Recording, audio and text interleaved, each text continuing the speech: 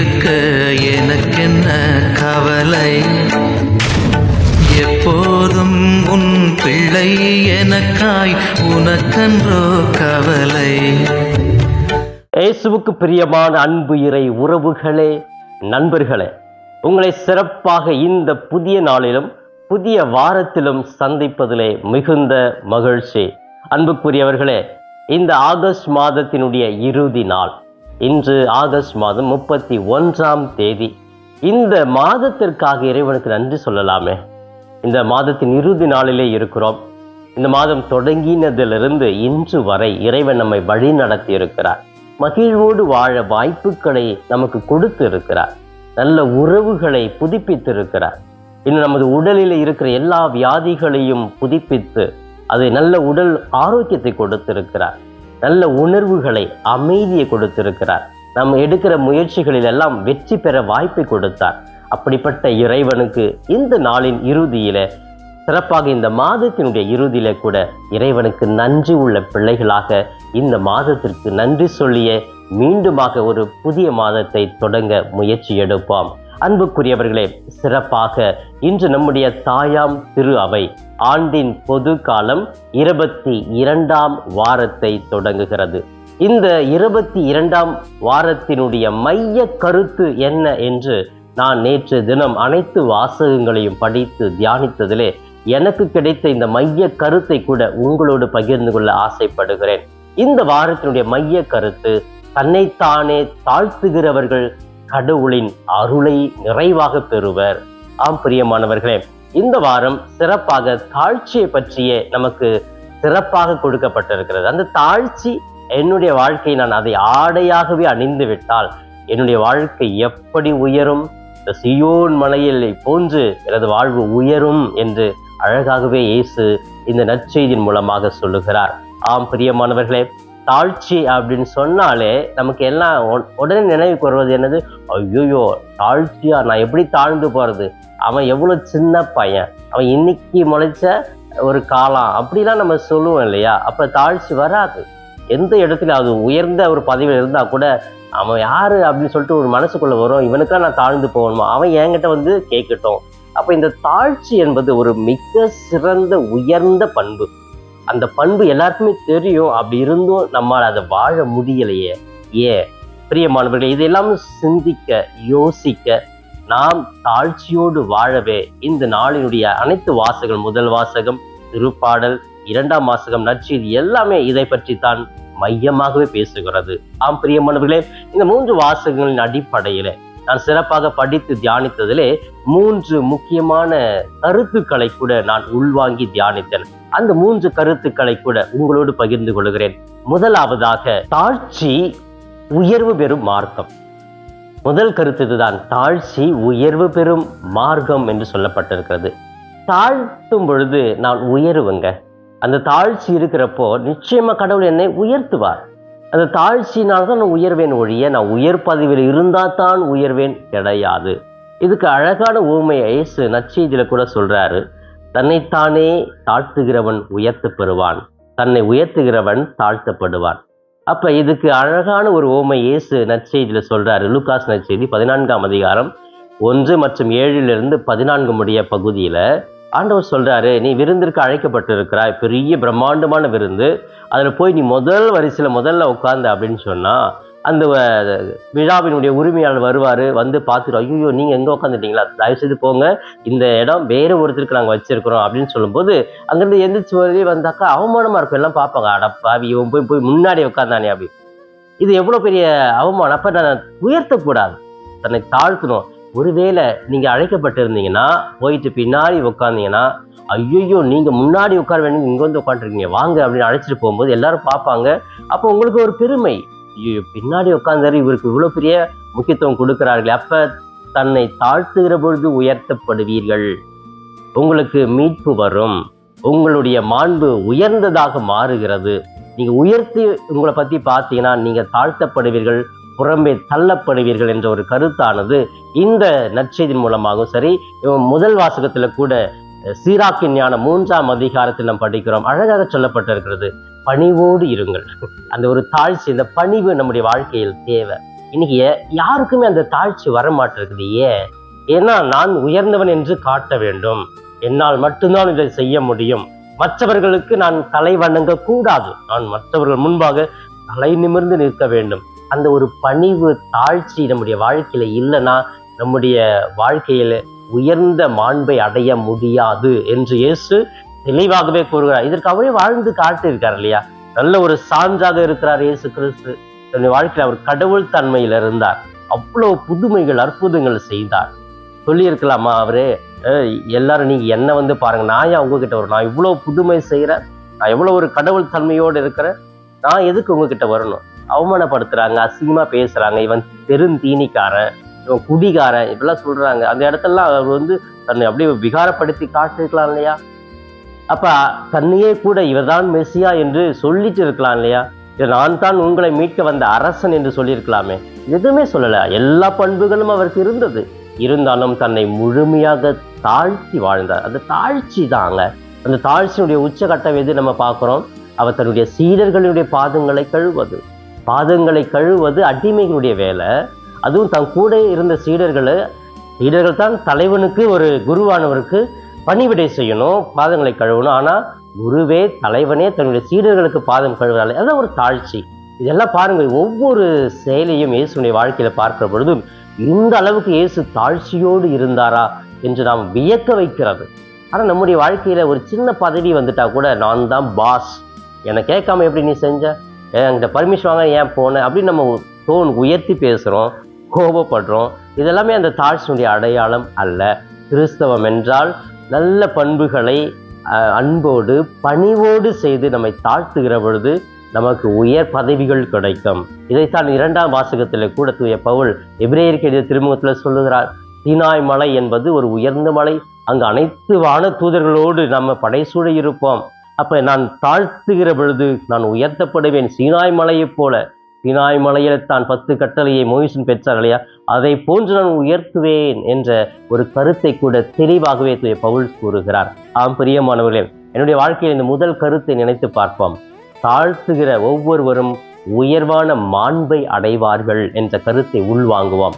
இரண்டாவதாக, இந்த நாளினுடைய சிந்தனையாக, நமது பணி சொந்த நலனுக்காக அல்ல, இறைவனுக்கே. ஆம் பிரியமானவர்களே, நாம் பணி செய்கிறோம் அப்படின்னு சொன்னா என்னுடைய சொந்த சுய அனுபவத்திற்காகவா, சுய நலனுக்காகவா இல்லை, அது கடவுளுக்கு என்று இருக்கணும். இதைத்தான் சிறப்பாக இந்த நற்செய்தியில பலர் அழைக்கப்படுகிறார்கள். நம்ம யார் அழைப்போம் சிறப்பா? யாரெல்லாம் மீண்டும் எனக்கு கைமாறு செய்வாங்க, மொய் வைக்கிறோம், கல்யாணத்துக்கோ மற்ற தேவைகளை மொய் வைக்கிறோம் இல்லையா? யாரு பார்த்து வைப்போம்? இவங்க வசதியா இருப்பாங்க, நான் ஒரு 10,000 வச்சா என்னுடைய விழாவில் நான் நிகழ்ச்சி நடத்தும் போது 10,000 கொடுப்பாங்க அப்படின்னு நம்புகிறோம். அவங்களுக்கு தான் பத்திரிகை வைப்போம், அவங்கள தான் அழைப்போம்.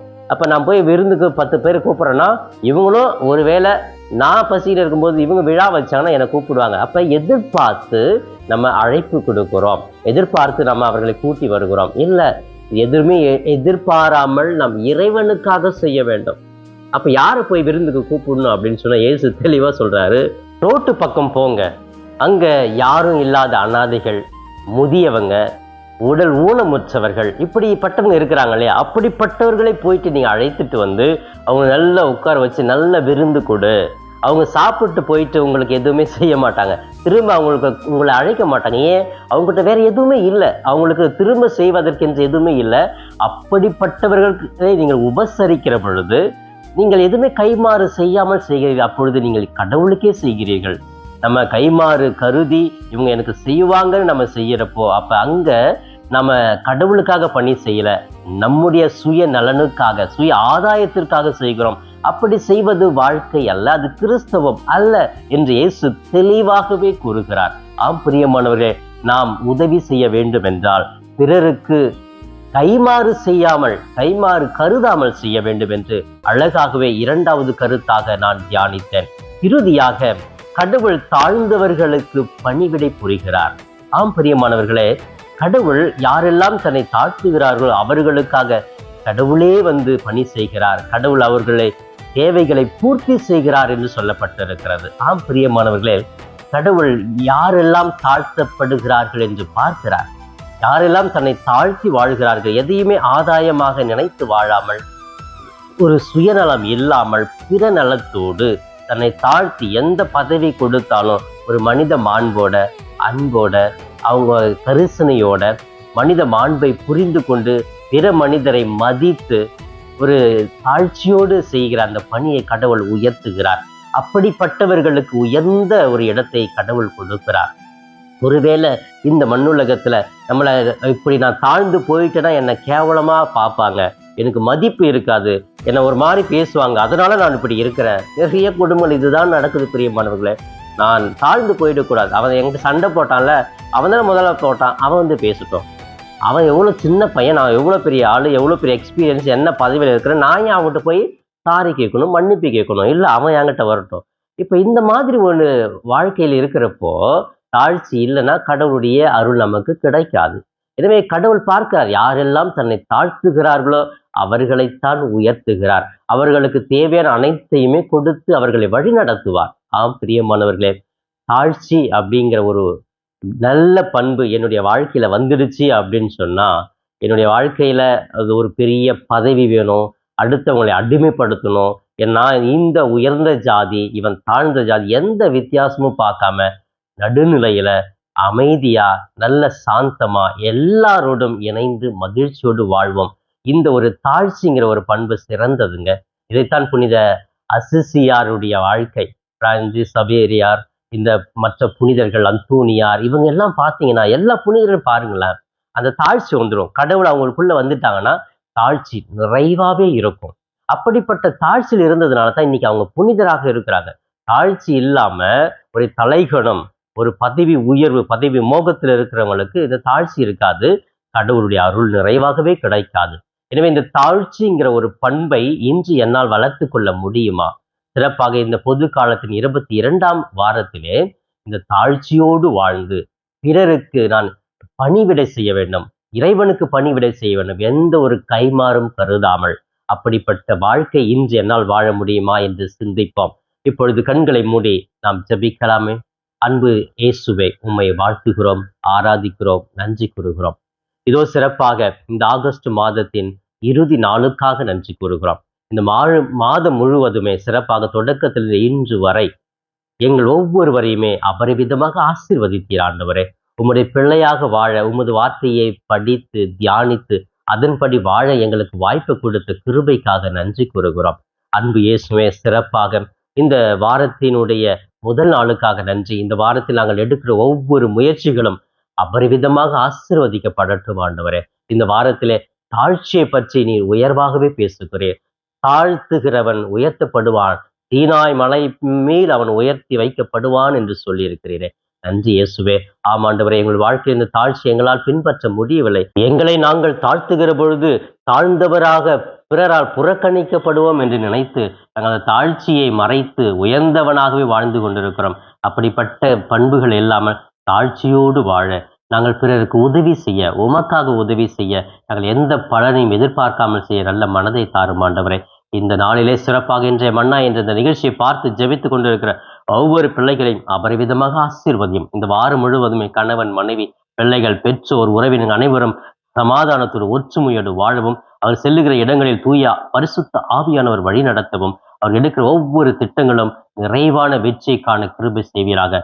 உமக்கு விருப்பம் என்றால் உமது பிள்ளைகளை அன்போடு, அமைதியோடு, பாசத்தோடு வழி நடத்துவீராக. இவை எல்லாம் எங்களுக்கு ஆண்டவரும் மீட்பெருமான இயேசுவின் இணையற்ற நாமத்தில் ஜெபிக்கிறேன் ஜீவனுள்ள நல்ல பிதாவே. ஆமேன், ஆமேன். பிரியமானவர்களே, இந்த நாள் ஒரு இனிய நாளாக, இறை அருளை நிறைவாக பெறும் நாளாக இருக்க வாழ்த்துகிறேன். உங்கள் ஒவ்வொருவருக்காக சிறப்பாக ஜெபிக்கிறேன். இயேசுவுக்கே புகழ், மரியே வாழ்க.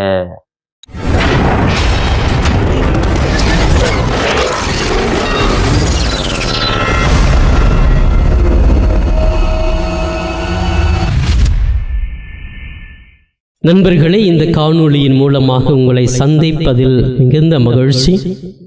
இந்த காணொளியை முழுமையாக பார்த்த உங்களை வாழ்த்துகிறேன். தொடர்ந்து ஃபாதர் தாஸ் கேப் யூடியூப் சேனலை பாருங்கள், ஜெபியுங்கள், இறைவன் மீது இருக்கிற நம்பிக்கையை ஆழப்படுத்துங்கள். உங்களுக்காக தொடர்ந்து ஜெபிக்கிறேன். இறை ஆசிர் என்றும் உங்களோடு இருக்கட்டும். இறைவனுடைய அமைதி உங்கள் உள்ளத்திலே குடிகொள்ளட்டும். உங்களுடைய குடும்பம் சமாதானத்தோடு வாழட்டும். நீங்கள் எடுக்கிற ஒவ்வொரு முயற்சிகளும் ஆசீர்வதிக்கப்பட நான் தொடர்ந்து ஜெபிக்கிறேன். தொடர்ந்து இந்த சேனல் ஃபாதர் தாஸ் கேப் யூடியூப் சேனலை சப்ஸ்கிரைப் செய்துவிட்டு தொடர்ந்து வருகிற ஒவ்வொரு காணொளியும் பார்த்து இந்த யூடியூப் சேனலை தாங்கும்படி உங்களை பாசத்தோடு கேட்டுக்கொள்கிறேன். நன்றி.